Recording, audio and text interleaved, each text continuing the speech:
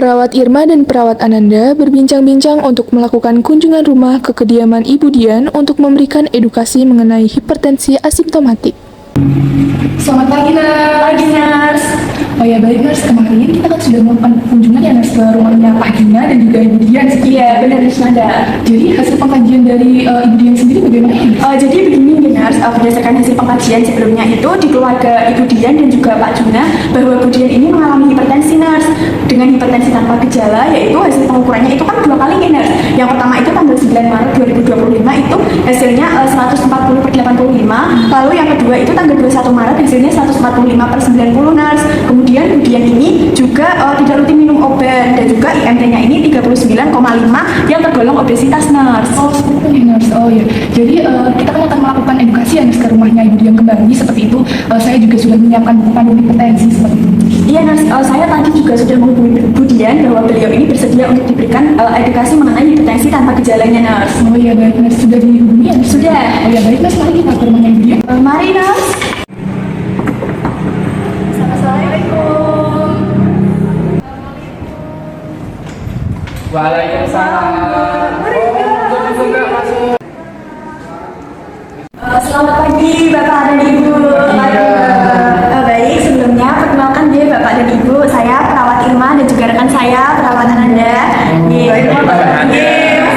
Ya, masih ingat. Alhamdulillah. Jadi sesuai dengan kesepakatan pada pagi hari ini, saya dan juga Mbak Ananda akan ngobrol-ngobrol dan berbincang-bincang untuk memberikan informasi mengenai hipertensi yang dialami oleh Ibu Dian. Seperti itu, nggih? Oke, baik. Untuk waktunya kurang lebih selama 1 jam. Apakah bersedia? Bersedia.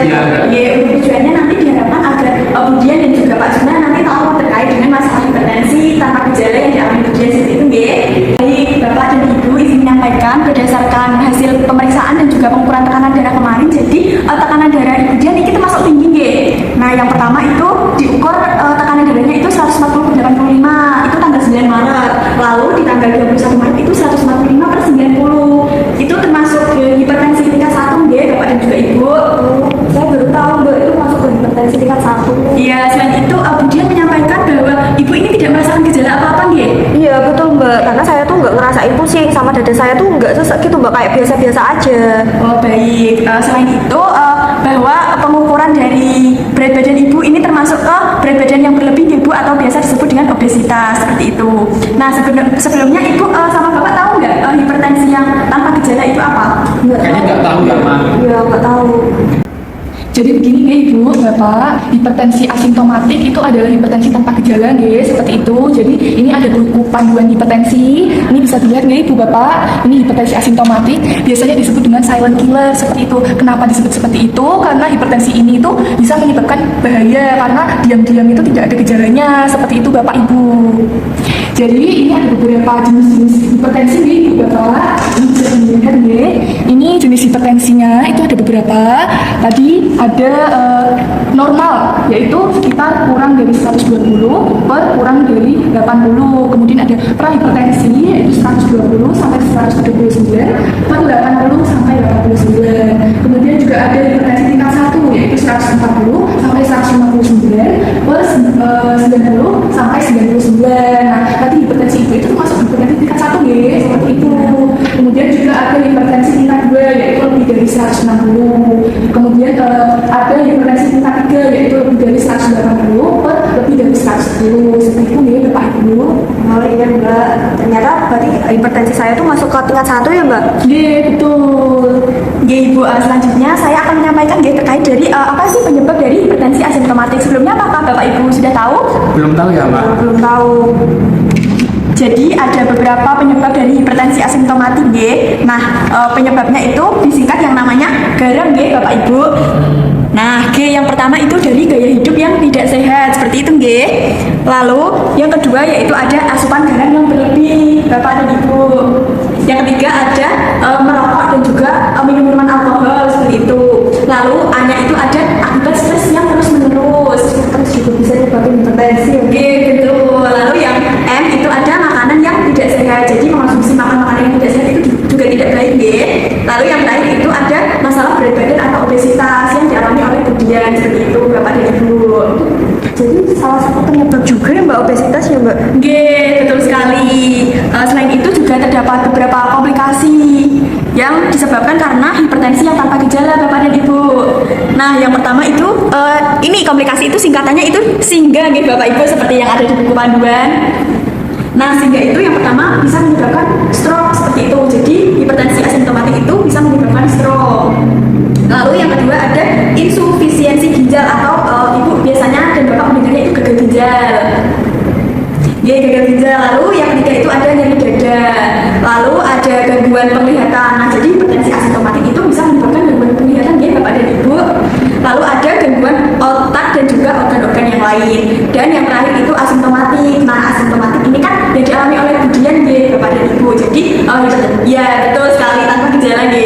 Seperti itu. Baik, untuk selanjutnya ini akan dijelaskan oleh Mbak Nanda Mbak ya Bapak dan Ibu. Jadi itu ada beberapa sih sudah dijelaskan deh cara mengatasi hipertensi. Ini ada beberapa caranya. Yang pertama itu ada rutin cek tekanan darah. Cek tekanan darah itu sangat bagus Bu, apalagi ibu ini hipertensinya tanpa gejala seperti itu nggih. Untuk mengontrol gitu ya. Nggih, betul sekali untuk mengontrol tekanan darah ibu. Jadi biasanya singkatannya itu ceramah Bu, seperti itu. Kayak advokasi Ya, benar ya, Mak.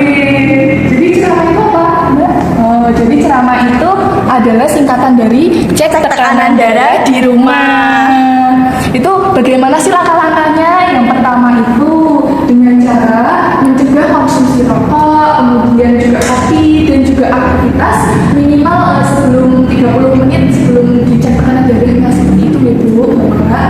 Kemudian yang kedua itu enjoy dengan tidak menahan buang air kecil atau buang air besar. Ketiga itu ada relax dulu selama 5 menit dan juga duduk tenang serta kakinya itu menyentuh kanvas. Kemudian yang keempat itu dengan mengangkat lengan dan disambar setinggi jantung atau dada seperti itu ya. Jadi misalkan ada meja, tangannya bisa disambar di depan meja seperti itu. Kemudian juga yang kelima itu mindsetnya itu harus sesuai. Jadi mindsetnya itu melingkari 3/4 ya, dan juga diletakkannya itu 2 cm di atas siku itu. Si mindset itu yang diletakin di lengan itu ya Mbak, yang hitam-hitam Iya, biasa yang sekali. Kemudian yang terakhir itu dengan mengaktifkan alat tensinya dan juga menekan tombolnya. Tapi perlu diketahui, Ibu kalau pada saat mengecek tekanan darah itu jangan, kalau bisa jangan bergerak seperti itu dan juga jangan berbicara banyak seperti itu ya Ibu, Bapak.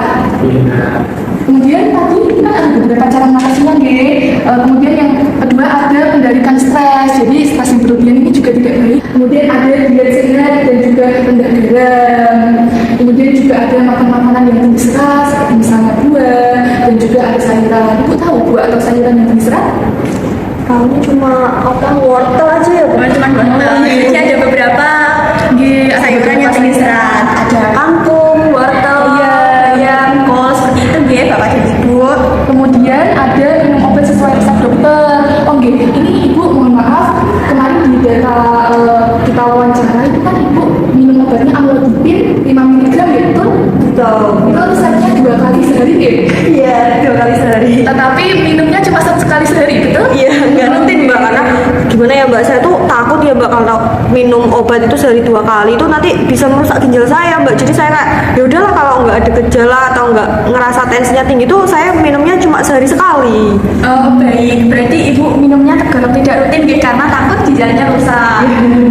Baik, Bapak dan Ibu izin menyampaikan nggih bahwasanya minum obat sesuai anjuran dokter itu harus dilakukan karena justru apabila Ibu ini hanya minum 1 kali justru bisa merusak ginjal seperti itu.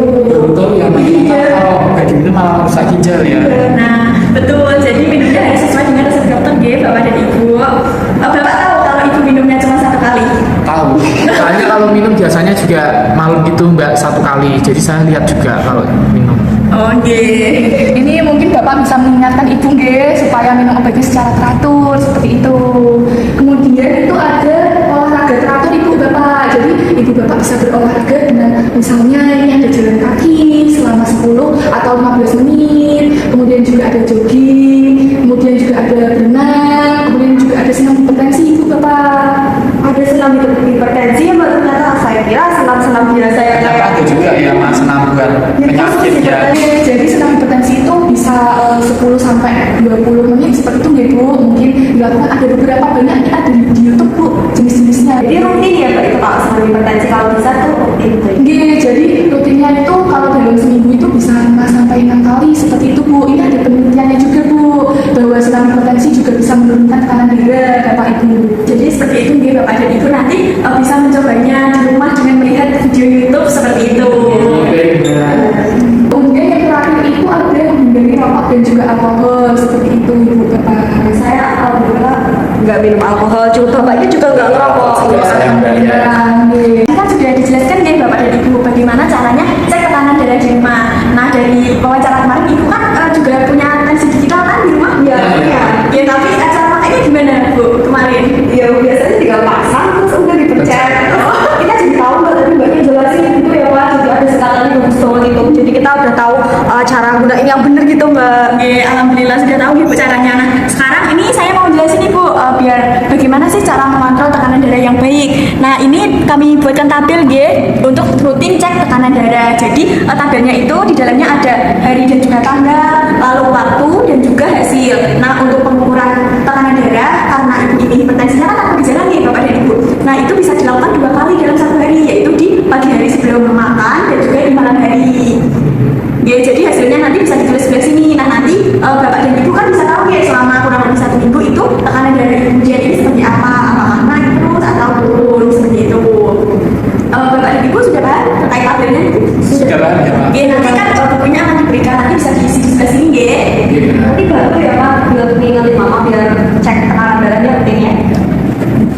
Baik, Bapak dan Ibu, alhamdulillah untuk penjelasan mengenai hipertensinya sudah kami sampaikan sebelumnya. Mungkin apakah ada yang ditanyakan?